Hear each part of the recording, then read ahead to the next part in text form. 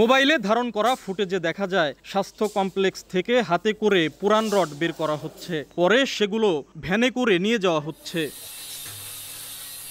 ঘটনাটি রাজবাড়ীর কালুখালী উপজেলা স্বাস্থ্য কমপ্লেক্সের। অভিযোগ উঠেছে, সরকারি মালামাল নিলাম প্রক্রিয়ায় বিক্রির নিয়ম থাকলেও তা অমান্য করে হাসপাতালটির পুরান মসজিদের ৫৭২ কেজি পুরনো রড ও ১৫ কেজি জানালার অ্যালুমিনিয়াম বিক্রি করেছেন উপজেলা স্বাস্থ্য ও পরিবার পরিকল্পনা কর্মকর্তা ডাক্তার ইশরাত জাহান উম্মন।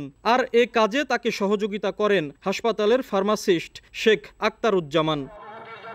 গত ২৬ এপ্রিল ডাক্তার ইশরাত জাহান উম্মনের কাছ থেকে ৫৪ টাকা কেজি দরে রড ও ১৯০ টাকা কেজি দরে অ্যালুমিনিয়াম কিনে নেন স্থানীয় ভাঙ্গারি ব্যবসায়ী রমজান আলী। তিনি তা বিক্রি করেন কালুখালী রেল স্টেশন এলাকার আরেক ভাঙ্গারি ব্যবসায়ী লিটন মোল্লার কাছে। বর্তমানে তার দোকানেই আছে রডগুলো। ম্যাডামের কাছে নিয়ে যা বললো, কত করে কেজি দিবি? আমি বললাম যে ৫২ টাকা। ৫২ টাকা না, লাস্ট পর্যন্ত আমি বললাম ৫৪ টাকা দেবো না। তাহলে ১, ২, ৩ ঢাকায় জমি জিতে নিন ১০০% ক্যাশব্যাক সহ ২০ কোটি টাকার পুরস্কার। অ্যালুমিনিয়াম কিনছি হলো ১৫ কেজি। রমজান কাকার কাছতে সে বলল হাসপাতালেতে রড টানছি।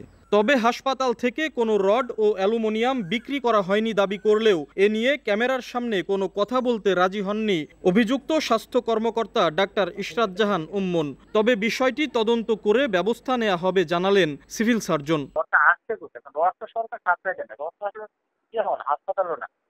কোন ঠিকাদার 18 সালে কত সালে ঠিকাদার কাজ করছিল, আমি ঠিকাদারকে খুঁজে পাচ্ছি না। রডটা কোথেকে আছে সেটা আসলে আমি জানাবো। ডাক্তার ইশরাত জাহান উম্মন ২০২৩ সালের ১৪ সেপ্টেম্বর কালুখালী উপজেলা স্বাস্থ্য কমপ্লেক্সে যোগ দেন।